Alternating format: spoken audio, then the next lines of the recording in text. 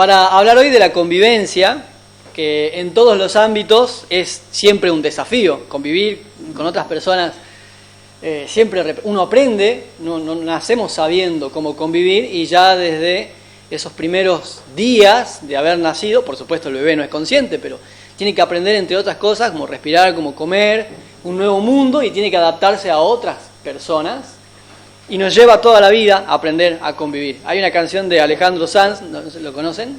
El hermano Alejandro Sanz canta un salmo muy lindo, que en una de sus estrofas dice: vivir es lo más peligroso que tiene la vida. Gracias. Vivir es lo más peligroso que tiene la vida.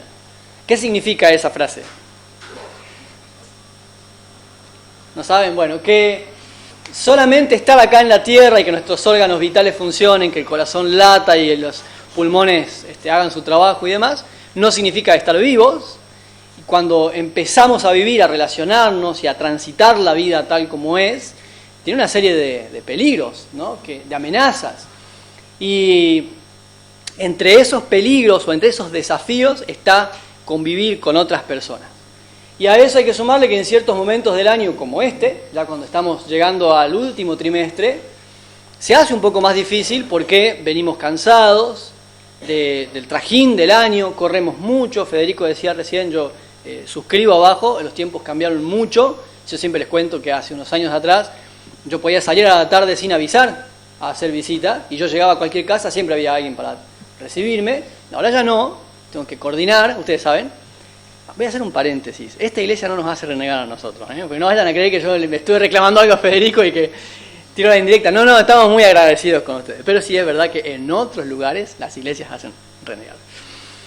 Pero decía entonces que estamos en una época del año donde por ahí ya las fuerzas se van acabando, la paciencia. Entonces, por ahí en enero, febrero, cuando recién comienza el año, todavía tenemos nuestras expectativas, recién venimos de vacaciones y toleramos más y mejor algunas cosas. Ya ahora no toleramos de la misma manera y empieza a haber rispidez en el trabajo, en el colegio, en casa o incluso en la congregación. Pero nosotros no nos podemos olvidar, y creo que ninguno de los que estamos acá va a discutir el hecho de que la convivencia es el diseño de Dios, que ese es el propósito. Dios creó a los seres humanos como seres gregarios, es decir, para estar juntos, de ahí viene la palabra congregarse.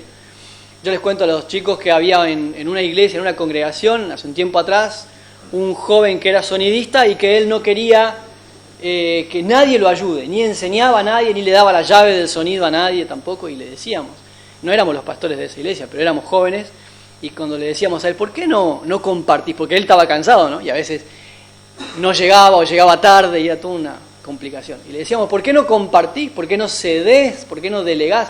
No, decía, el perro solo no se muerde, decía, ¿no? El perro solo no pelea, una cosa así era el dicho que tenía. Mejor solo que tener que compartir y los problemas de compartir con alguien. Pero claramente eso va en contra del diseño del Señor, que nos creó para convivir con otras personas. Entonces, ya que Dios nos creó para estar con otros y compartir la vida con otros, que esa es la parte más complicada, compartir la vida, también el Señor deja en su palabra una serie de principios que nosotros ya los conocemos, y hoy quisiera recordarlos con ustedes, que hacen a la convivencia fructífera y una convivencia que honre al Señor. Son 134 principios, así que vamos a empezar a ver, solamente vamos a ver algunos. ¿Tienen algo que hacer más tarde? Vamos a hacer menos que eso. El primero de todos ellos es el más básico, el más importante, y es que tomemos conciencia de que convivir es mejor que estar solos. Convivir es mejor que estar solos. Es una lástima que algo tan obvio tenga que ser enseñado con tanta frecuencia, porque sobre todo, no sé si ustedes lo notarán, que estamos en una época donde pareciera ser que la gente piensa al revés, que estar solo es mejor que compartir la vida. Por eso incluso hay quienes no quieren casarse, porque dicen, no, es mejor solo. Bueno, tendré un compañero o compañera ocasional cuando necesite o quiera algo, pero compartir la vida, compartirla, no es para problemas. Así que hay que siempre recordarles que convivir, estar con otras personas, es mejor que estar solos. Si ustedes quieren acompañarme a Eclesiastés, capítulo 4.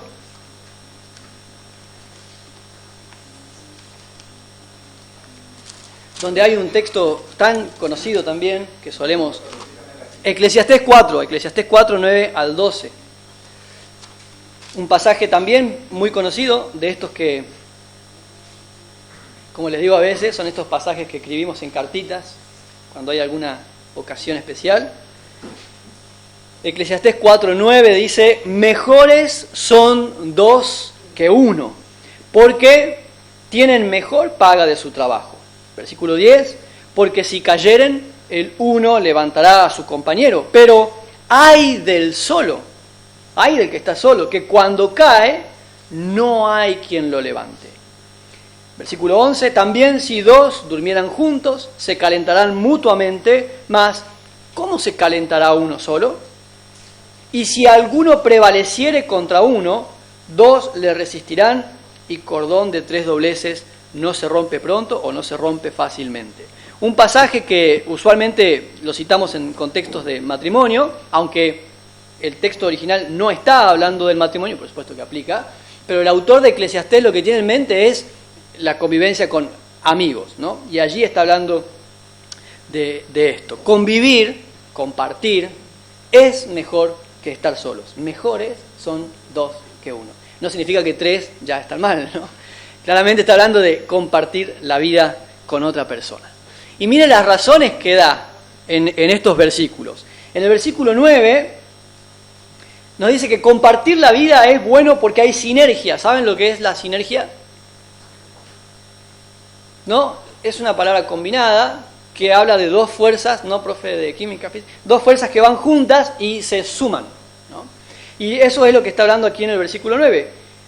Dos son mejores que uno porque tienen mejor paga de su trabajo. El mismo esfuerzo, pero compartido con alguien, da mejores resultados. Es el mismo esfuerzo que si yo lo hago solo, compartido con José, da mejores resultados. Compartido con mi esposa, compartido con un equipo de trabajo, con un ministerio, con amigos, se obtienen mejores resultados, porque se suman. Y acá nosotros ya podemos empezar a vislumbrar cómo nuestra cosmovisión bíblica va en contra de la cosmovisión del mundo, que nos habla exactamente de lo opuesto, ¿no? Mejor solo. No tenés que lidiar con nadie, no tenés que renegar, no tenés que andar pendiente de que si cumplen o no cumplen. No, al revés. Mejores son dos que uno porque obtienen mejor paga de su trabajo. Imagínense, los que estamos casados, educar a nuestros hijos solos es difícil, compartido es mejor, es más fácil. ¿No? ¿No están de acuerdo? Bueno, piénsenlo. En el versículo 10 le agrega Salomón, el predicador, le agrega otra razón. Si cayeren, el uno levantará al otro. El consuelo de vivir, de caminar juntos. La palabra consuelo, en el mismo sentido en que se habla del Espíritu Santo como consolador, cuya palabra original es parácletos, en griego, ustedes ya lo saben, y que significa el que camina al lado, ¿no? Pero hay algo muy curioso en el versículo 10, y es que habla de que si cayeren los dos juntos, aun cuando caen los dos, desde abajo, incluso habiendo caído, habiendo tropezado, en esos golpes que da la vida, en esos reveses que tiene vivir, aun cuando los dos caemos, empezamos a levantarnos juntos. Nos apoyamos el uno con el otro y empezamos a trabajar unidos. Yo levanto al otro un poquito y él me levanta a mí, o ella me levanta a mí otro poco, y nos vamos levantando juntos. Pero, le agrega ahí, ay, pobre, no sé si alguien tiene otra versión, la que yo tengo siempre dicen, ay, qué dolor, es la expresión, ay, pobre, el que está solo porque cuando cae, no hay quien lo levante. Y ahí está, y puede estar años caído en su fe, años caído en algo que le pasó, en una traición, en un golpe de la vida, en una pérdida. No tiene quien lo levante. Pobre persona. En el versículo 11 le agrega otra razón, y es la salud de estar juntos. Cuando está hablando aquí de los dos que duermen juntos, el autor tiene en mente esos viajes que se hacían en aquella época y en ese contexto, que eran viajes muy largos, generalmente a pie, que duraban días, y en aquella región los días son muy calurosos, pero las noches son muy frías. Entonces, por ejemplo, si había que pastorear en el campo, convenía a los pastores ir juntos, entre otras razones, además de los peligros, para que al llegar la noche y cuando desciende la temperatura, puedan calentarse juntos. Y si se ponen juntos bajo la manta, es más fácil entrar en calor. Y luego hace una pregunta retórica que nos confronta a nosotros el versículo 11. Una pregunta retórica es una pregunta que no espera respuesta, sino que está implícita, ¿no? ¿Cómo se calentará el que duerme solo? ¿Cómo hace? ¿Cómo se calienta? ¿Cómo entra en calor aquel que duerme solo? La respuesta es, no puede. Está limitado. Y está expuesto a los daños de ese frío, incluso hasta de morir de frío. ¿Cómo se puede calentar el que anda solo? Y entonces esa pregunta también nos llega a nosotros ahora para aplicarla a nuestras vidas y pensar cómo esperamos calentarnos durmiendo solos. Por supuesto, hablando metafóricamente. Si nos habituamos, si nos acostumbramos a creer que estar solos es mejor, cuando llegan las noches frías, ¿cómo esperamos entrar en calor? ¿Cómo nos protegemos? También. No había en aquella época. En cuarto lugar, en el versículo 12, habla de la protección de caminar juntos. Si hay alguien que prevalece, si alguien viene y amenaza, es la palabra en el original, tiene una idea de eso, de amenazar, de incluso golpear y dominar a uno. Si estoy con un compañero o con una compañera, podemos hacerle frente, podemos resistir. La imagen también es clara, ¿no? El cordón de 3 dobleces es más difícil de romper. Yo, la verdad, les podría contar, pero no lo voy a hacer, por supuesto, la cantidad de derrotas que he sufrido en mi vida por pelear solo contra ciertas cosas. ¿Por qué? Hubo una época en la que yo pensaba que solo podía. Es más, tristemente pensé que solo debía. Hasta que gracias al Señor, uno lee la Biblia con cierta madurez y descubre que esas ideas no vienen del Señor. Pero yo pensaba que solo podía, que solo debía, que solo tenía que salir adelante y caía y me golpeaba contra cualquier cosa. No sé si les ha pasado. Luchar solo contra dolores que nos produce vivir, o luchar solos contra desafíos, contra las dificultades de proyectos, de obstáculos que se nos presentan para alcanzar alguna cosa, o hábitos con los que queremos despejar nuestro corazón y estamos peleando mucho tiempo solos, hasta que entendemos, por ejemplo, cuando el Señor nos habla a través de Gálatas, capítulo 6, y nos dice, aprendan a llevar los unos las cargas de los otros. Aprender para que yo lleve las cargas, pero también aprender a compartir mi carga y decirle a mi hermano, sabes que estoy luchando con esto, tengo este problema. Me vence el rencor, me vence ya vamos a hablar un poco de eso más adelante. Soy vencido constantemente por mis ataques de ira, no puede ser que siempre reacciono mal y necesito que me ayudes y que ores por mí y que me acompañes, y compartir esa carga me fortalece para poder vencer. Entonces, nosotros podemos recordar en este punto, en este caso, que se puede estar solo sin estar solo.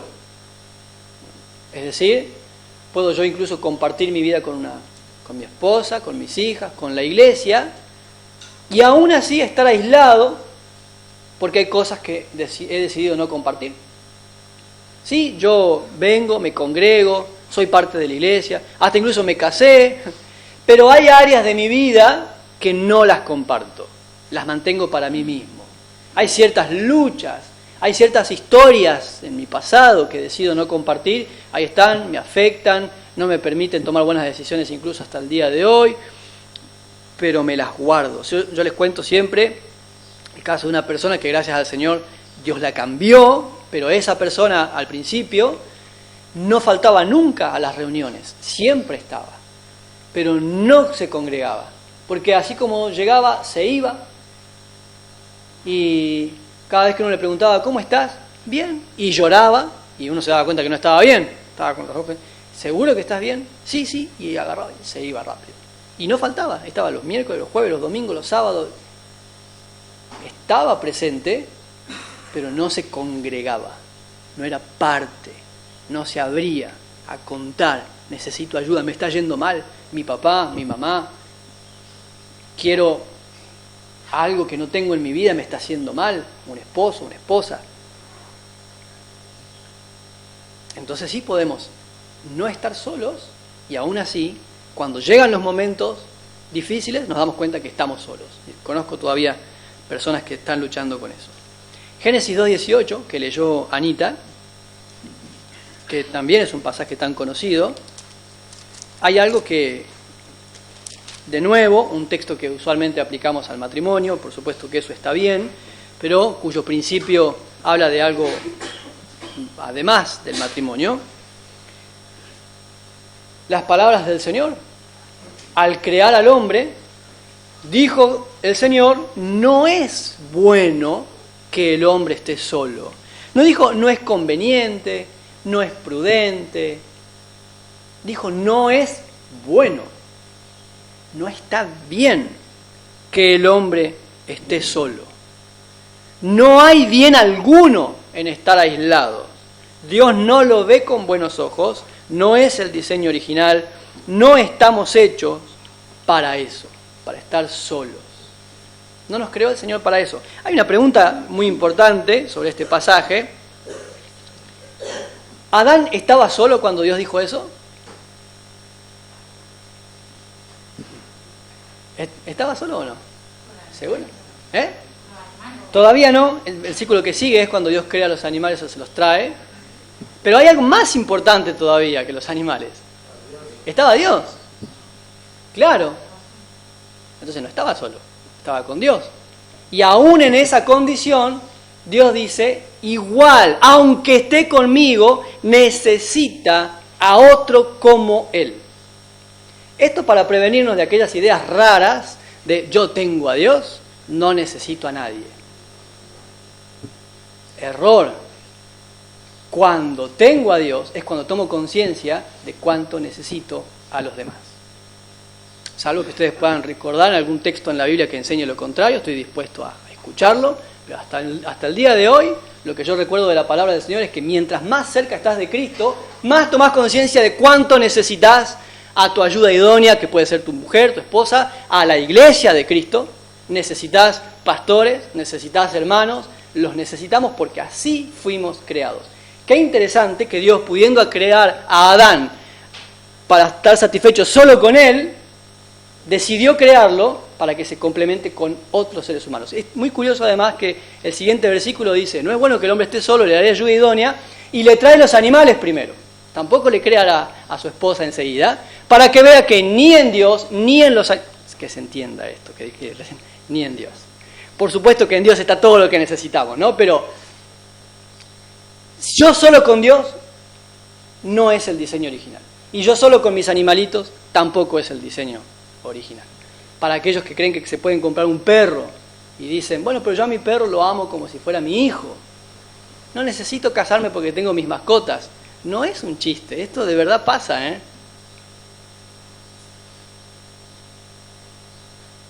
¿No?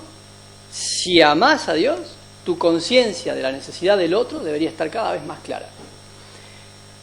Cuando encontramos personas incapaces de convivir, incapaces de compartir con otros seres humanos, sabemos, en general, yo pienso que casi todos están de acuerdo, en que hay algún problema. Puede haber algún problema de carácter, puede haber algún problema neurológico, algún problema de cualquier índole, pero una persona que no sabe, que no puede convivir con otros, uno no dice, bueno, es normal. No, hay algo que está fallando. Y eso es justamente porque fuimos creados para compartir la vida con otras personas. Entonces, tenemos que tomar conciencia de eso. Convivir es mejor que estar solos, y no al revés. Lo segundo, para que nuestra convivencia pueda ser fructífera y honrar al Señor, es que necesitamos ejercitar. ¿Qué creen ustedes? Efesios capítulo 4, versículo 2, paciencia y tolerancia, de la cual la Biblia también nos habla bastante.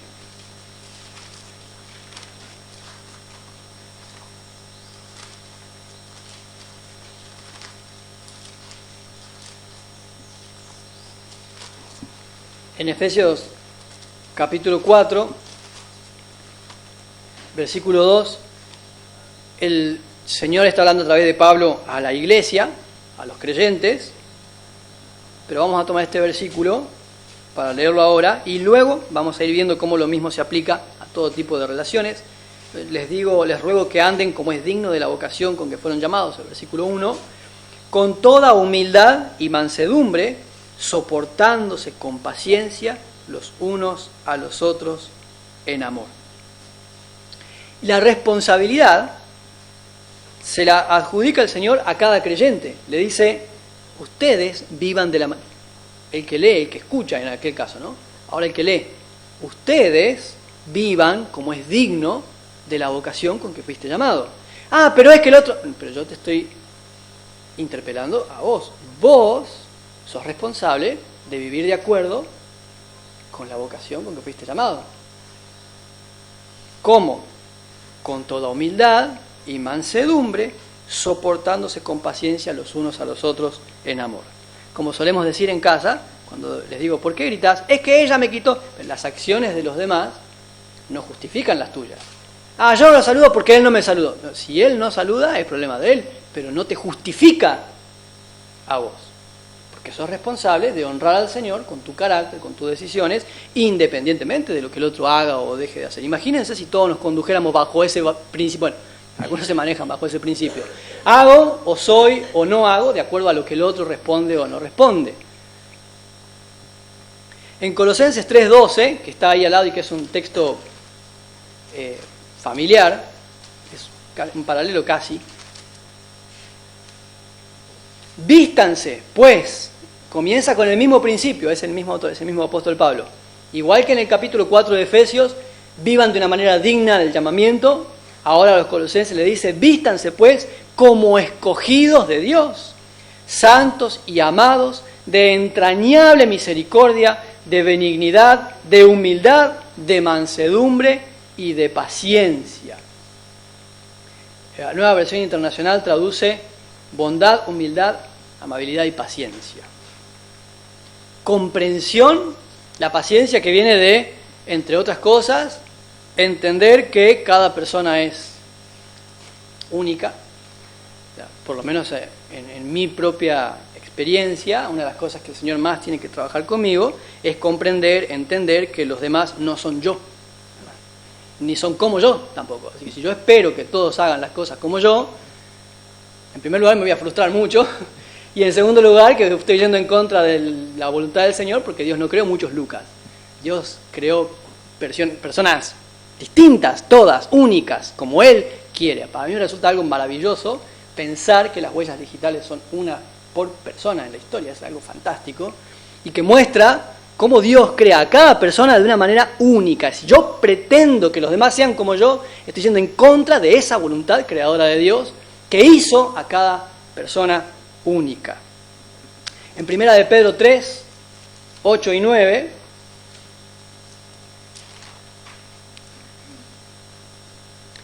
finalmente, lo mismo, ahora otro autor, Pedro, vuelve a apelar a lo mismo. Finalmente, sean todos de un mismo sentir.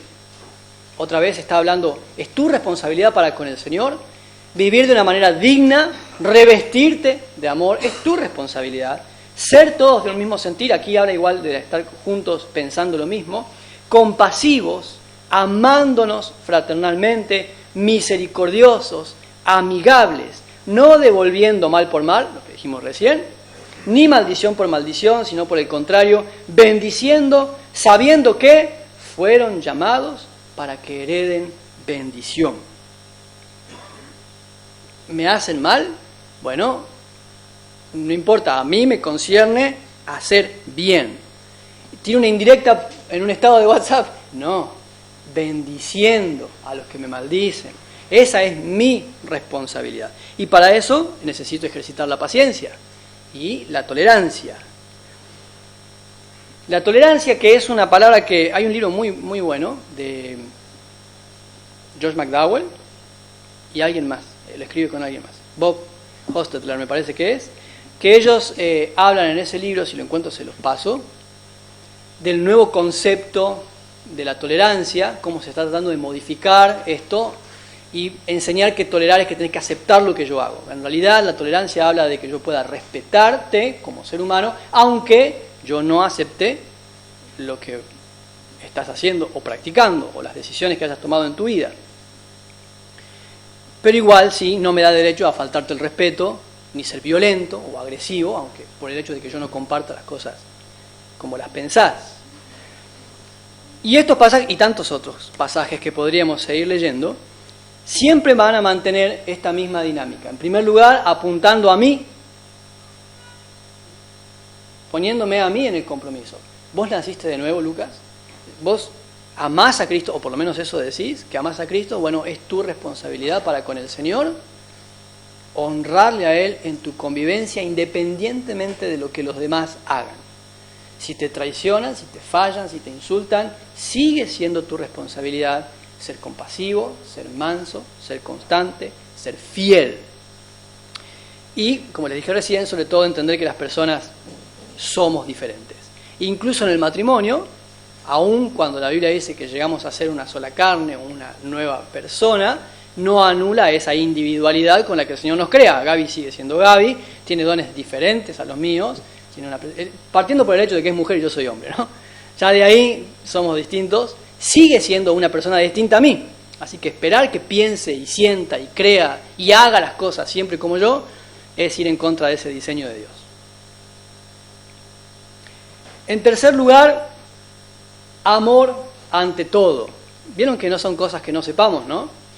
Son cosas que ya las conocemos, solo que a veces en la convivencia, en el paso del tiempo, nos vamos olvidando un poco de esto. Ya que estamos ahí en Primera de Pedro, capítulo 4, versículo 8,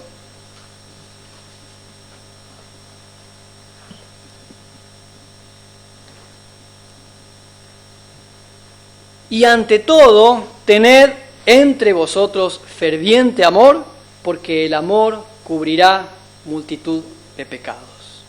De nuevo comienza el versículo 8, ante todo, es lo más importante, es lo prioritario.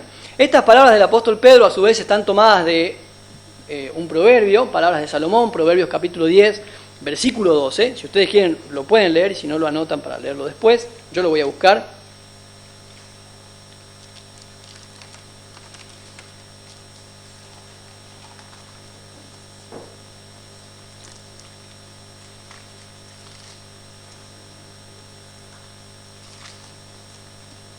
En Proverbios capítulo 10, versículo 12 dice, el odio despierta rencillas, pero el amor cubrirá todas las faltas. Otra versión dice, el odio es motivo de disensiones, pero el amor cubre todas las faltas. Esas son las palabras de Salomón, es un paralelismo antitético, para los que estuvieron en el estudio de aquella ocasión, donde ahí hay un contraste, justamente, que Salomón está expresando una misma verdad de dos formas diferentes.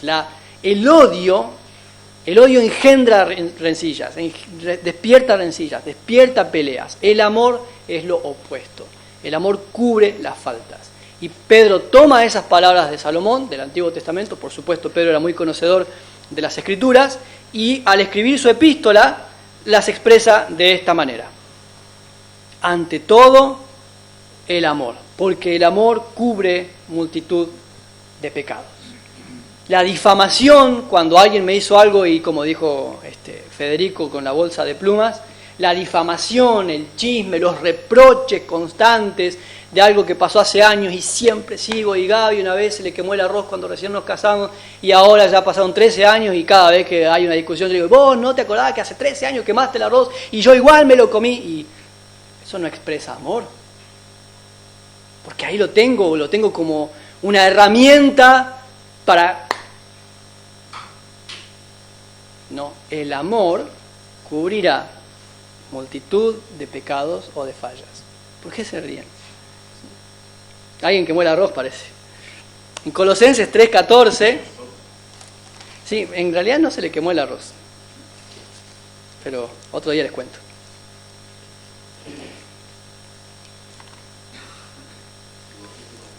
No, a mí se me pega el arroz.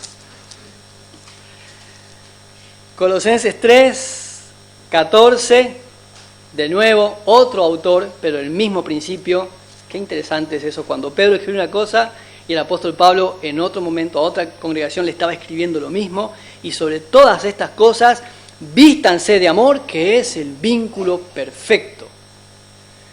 Es el vínculo perfecto. Y podemos estar unidos por tantas cosas, ¿no? Nuestros vínculos pueden ser por intereses propios. A veces estamos unidos con compañeros porque hay que hacer un trabajo práctico. No significa que los ame. O con compañeros de trabajo porque nos toca trabajar juntos. No significa que los ame. Pero el vínculo perfecto es el vínculo del amor. Y ahí de nuevo el Señor les está hablando a los creyentes sobre todas estas cosas. Vístanse de amor. Es la máxima virtud a la que puede aspirar un cristiano. Amar, amar y amar. Porque Dios es amor. Y porque el amor es lo que mueve a Dios a salvarnos a nosotros que somos sus hijos y a sostener nuestras vidas. Nosotros podríamos enumerar, pero ustedes ya saben. ¿El mayor mandamiento de todos cuál es? No, el mayor de todos es amar a Dios con todo nuestro ser, y el segundo es igual de importante, dijo Jesús. No alguien le preguntó, pero él igual dijo, para que no le olvidaran.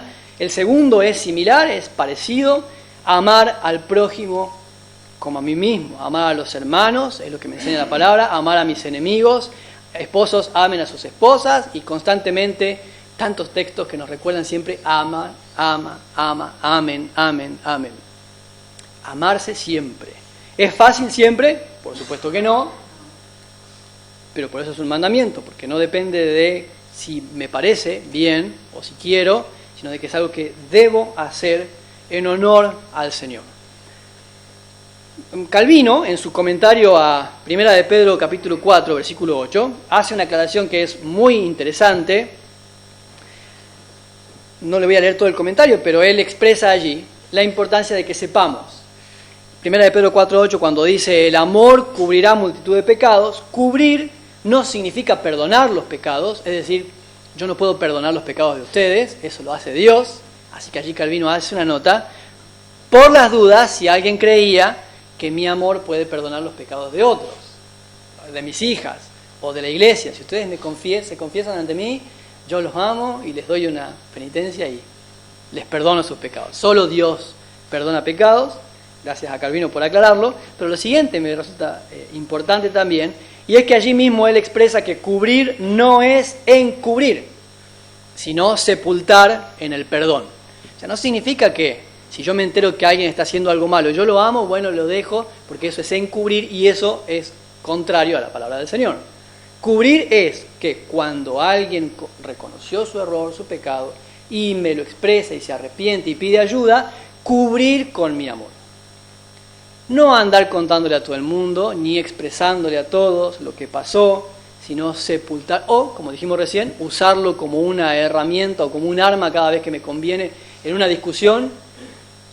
Me pidió perdón, yo digo que lo perdoné, pero cada vez que surge algún problema lo aprovecho como excusa. ¿No? ¿Por qué no te llevas bien con aquel? No, porque hace 15 años que tal. Eso no es haber perdonado. El amor cubre. La palabra que usa Calvino es linda, es sepultar en el perdón las fallas, los pecados. ¿Sí? Ya lo perdoné, ya lo perdoné. A nosotros nos resulta sumamente difícil hacer una cosa así, porque, bueno, una buena medida es porque no sabemos amar como Dios, pero la idea de cuando el Señor dice que Él sepultó nuestros pecados en lo profundo del mar es esa. Imagínense si Dios actuara con nosotros como nosotros actuamos a veces con algunas personas, y nos acercamos al Señor aquí antes de empezar la reunión y decimos, Señor, gracias porque hoy nos das un nuevo día, queremos adorarte, y el Señor me dijera, sí, pero hace 15 años, hace 20 años, yo me acuerdo que vos te tomaste un vinito de más, y no tendríamos chance.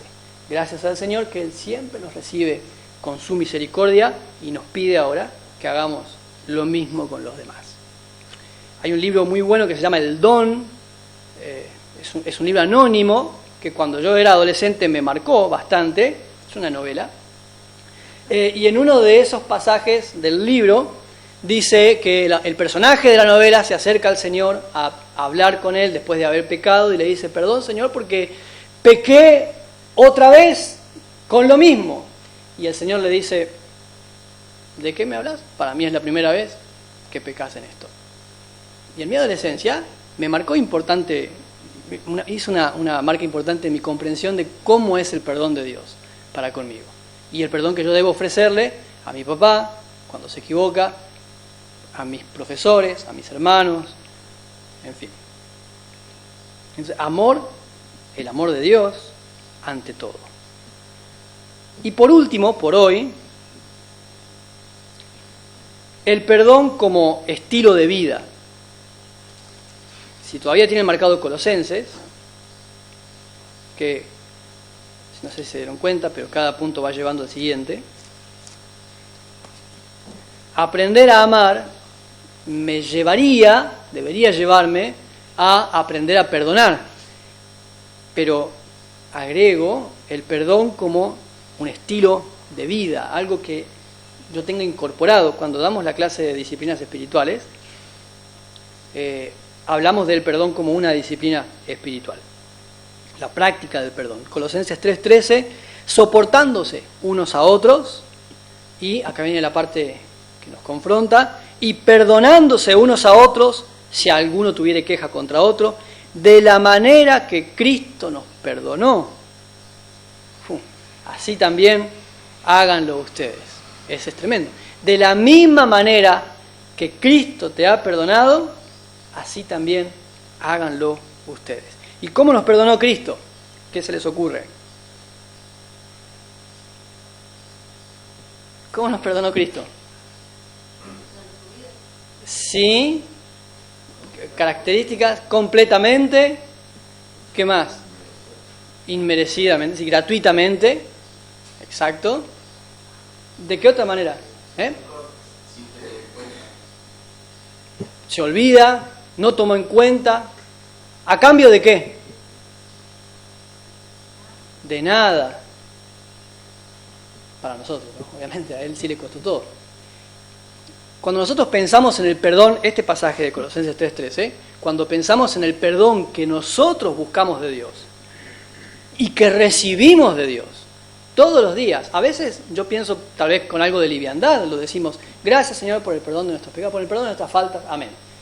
No sé si hemos tomado conciencia del todo, lo que significa no solamente el perdón que yo estoy esperando de Dios y que asumo que tengo, sino que entonces cómo me compromete a mí a perdonar a los demás, de la misma manera que Cristo los perdonó a ustedes.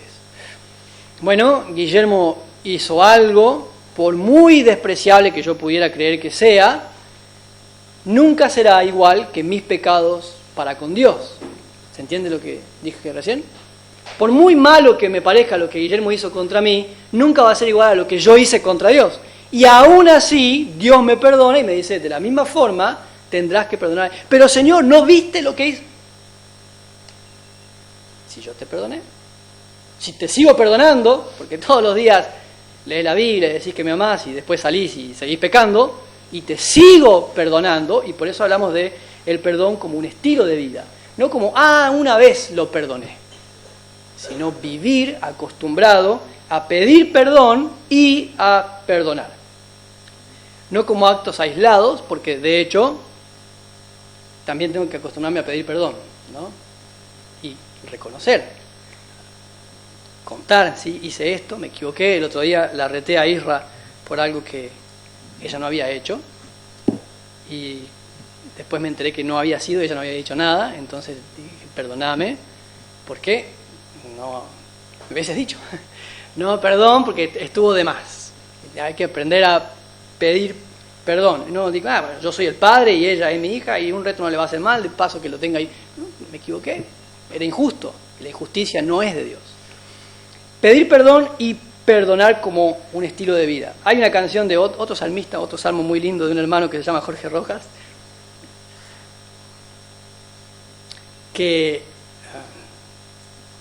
en esa canción él está hablando de a la persona que le escribe, puede ser una mujer, puede ser una relación romántica o no, podría ser al padre o a un hermano o a un hijo, donde él está contando cómo le falló, está reconociendo con esa persona que le falló y le pide perdón y le explica, a mí también me han fallado de la misma manera. Dice, perdona si te mentí como me han mentido, perdona si te fallé como me han fallado. Se reconoce su ofensa y también reconoce que lo han ofendido. Y en el estribillo, esta muy buena canción, dice, debe la noche pasar para poder ver el sol, tiene la gracia de perdonar quien ha pedido perdón. Por supuesto que no es creyente, por si no sabían, pero la frase me parece que expresa muy bien esta idea. Podemos ofrecer perdón cuando somos conscientes del perdón que recibimos. Y al revés también, cuando no tomamos conciencia del perdón que Dios nos da todos los días en Cristo, nos cuesta perdonar a otros y ser pacientes y humildes y tolerantes. Pero no, la palabra nos dice, perdonen como Cristo los perdonó a ustedes. Y como estilo de vida, porque siempre hay razones para ofenderse, ¿o no? Todos los días, esto de vivir, que dijimos al principio que es peligroso, todos los días nos dicen algo que nos puede lastimar o herir, todos los días nos prometen algo que después no cumplen, probablemente yo los haya herido en algún momento, ¿me tendrían que decir? Ustedes tienen que decir. Decimos algo que no nos dimos cuenta, o que sí nos dimos cuenta y lo dijimos, y si siempre me voy a ofender por todo, si siempre me voy a resentir por cada cosa, por cada vez que me hacen un gesto, por cada vez que no vinieron, que sí vinieron, que me dieron, que no me... No es una forma cristiana de vivir. Incluso porque esa manera de vivir llena mi corazón más de rencor y de amargura que de gozo y de alabanza. Donde ustedes me van a encontrar a mí que estoy siempre renegando de las personas, en vez de estar siempre alabando a Dios o agradecido al Señor. Por eso le decía recién que nosotros, la verdad, la iglesia no tenemos queja, pero al principio del ministerio, una de las primeras cosas que tuvimos que aprender es esta. Tal vez la primera que hemos tenido que aprender. Porque en el ministerio, sí, siempre está la exposición o la posibilidad de dar mucho por alguien que no lo reconoce, o mucho esfuerzo por gente que al final reniega de la fe, y está el peligro de ofenderse o frustrarse o decir esto no sirve para nada, o tratas de hacerlo mejor por otros y te lo agradecen entre comillas, viniendo a casa, golpean la puerta, no te metas en mi vida porque, como nos ha pasado en alguna oportunidad, y estamos tratando de dar lo mejor por tus hijos, nos preocupamos más por tus hijos de lo que vos mismo te estás preocupando, y si nos ofendiéramos por todo lo que pasa, no estaríamos sirviendo al Señor. Así que hay que aprender a perdonar, porque la raíz de amargura me aparta, me aleja de la presencia del Señor, porque no me edifica, porque no honra al Señor. El rencor y el resentimiento no honran al Señor. Por eso, de la manera que Cristo nos perdonó, así también perdonen ustedes. Entonces la convivencia va a poder ser una convivencia que honra al Señor y que edifica, y si nosotros prestamos atención a estos pasajes que hemos leído, y podríamos leer más, pero lo vamos a dejar ahora, acá.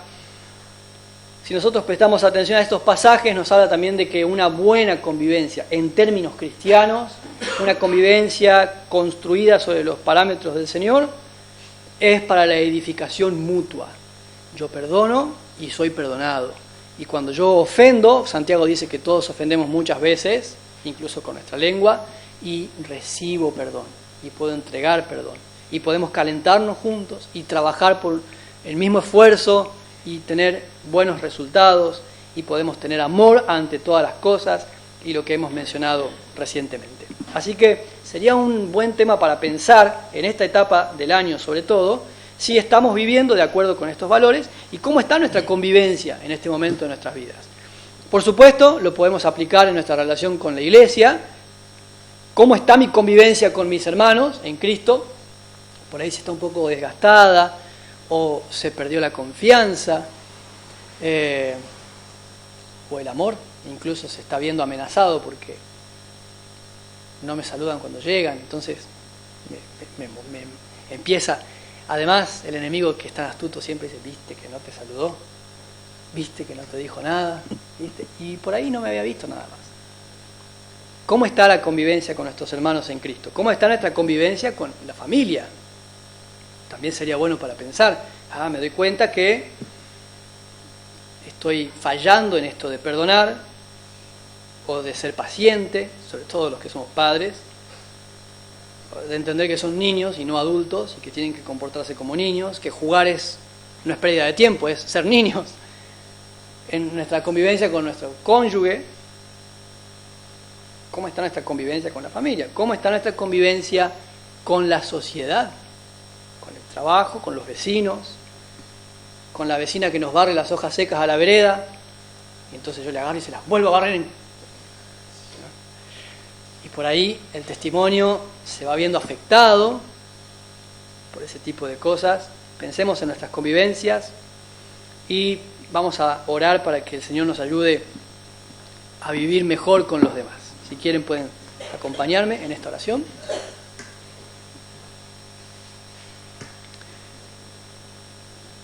Padre, te doy gracias por tu palabra y también te doy gracias por las personas que has puesto en mi vida, los que te conocen y los que no.